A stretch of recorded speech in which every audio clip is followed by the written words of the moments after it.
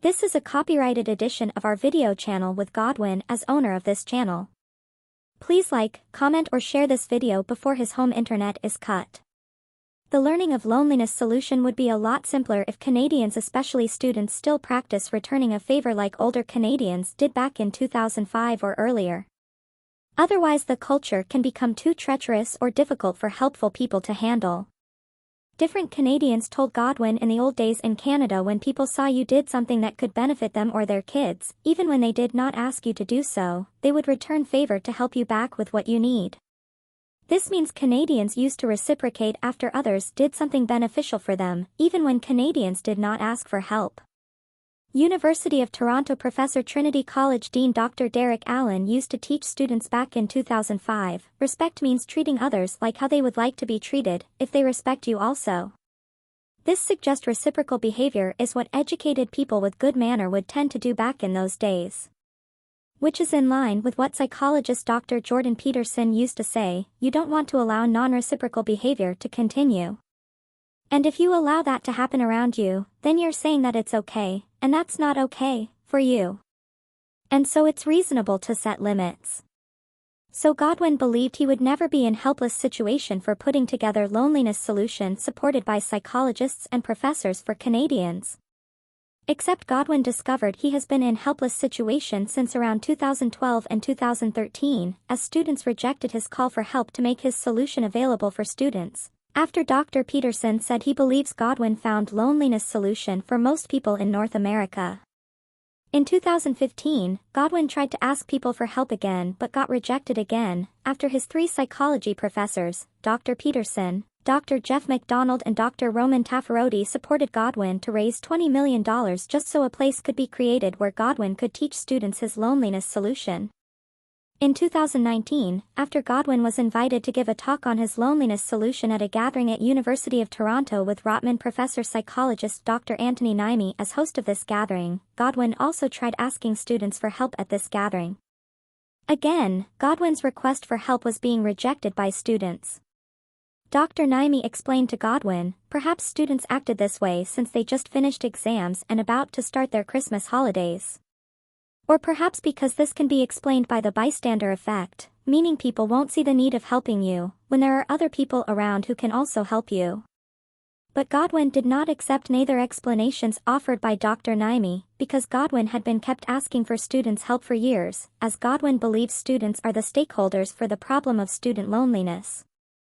So if Godwin did most of the work to put together solution to loneliness for most students, Godwin believes students should have the decency to help him back, unless they believe they are entitled to receive what Godwin did for them, without need to return the favor, which seem un-Canadians, based on what Dr. Allen and Dr. Peterson said about Canadians. But Godwin followed Dr. Taffaroti's repeated advice to keep talking to people about the need of ending student loneliness. Only then Godwin encountered two best answers by students. The first answer was, students told Godwin it isn't that students are uninterested to learn about loneliness solution, but it is just that many students' families expected students to only focus on what could help them to get a job after, since their family is not rich, plus finding a job is very hard. So this was why Godwin modified his solution to become what was said in past videos. Since Godwin realized students don't like to listen or follow instruction, but often protest, so why not offer option to protest that could benefit students in return? As Sabanfew said, a lot of the times, not only when we get depressed but throw our hands up in the air and said nothing seems to be helping. Now imagine if everybody gives in or gives up, what happens? None of the next change in anything will come. So it is our responsibility to really make it a determination every day: I am going to make a difference and not contribute to the problem, because when we do not contribute, we are a part of the problem. That is the problem, you see. It was because Dr. Peterson had hundreds of students, but the fact that only one of Dr. Peterson's students expressed interest to help Godwin made Godwin realize perhaps students need more than just a way to get out of loneliness. But the second best answer coming from students, a PhD student to be exact, made Godwin realize this is something serious and more than what he can accommodate, so Godwin decided to share it on this video. What this PhD student told Godwin was, whether to help Godwin or not, depends on whether he found what Godwin said is convincing. This may sound like a typical answer from Canadians today, except return a favor doesn't require extra convincing argument. Here is what's wrong with this PhD student's answer.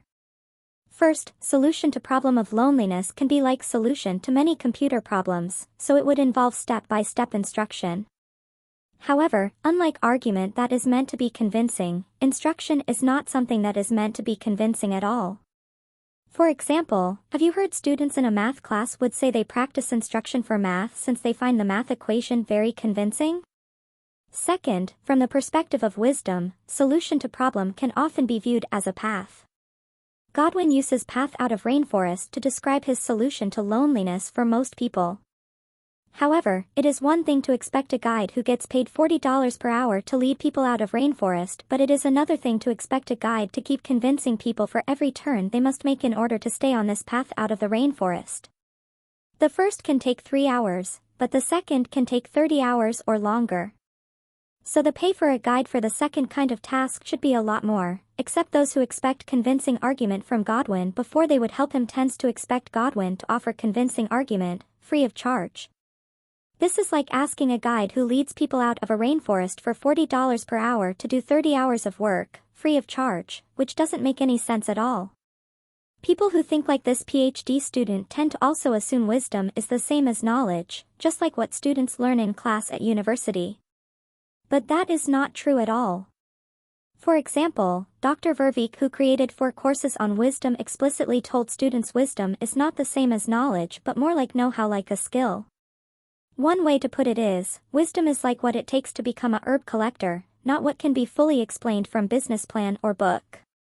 It is not what you can learn right away or by watching, as without constant guidance from experienced herb collector that needs no approval from you about what herb to collect and what herb to avoid, you could be collecting poisonous herbs instead of medicinal herbs.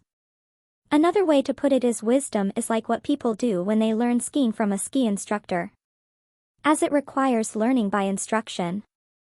But whether you agree or disagree makes no difference if you follow instruction. For those who refuse to learn by instruction, they can find skiing down a black diamond slope impossible.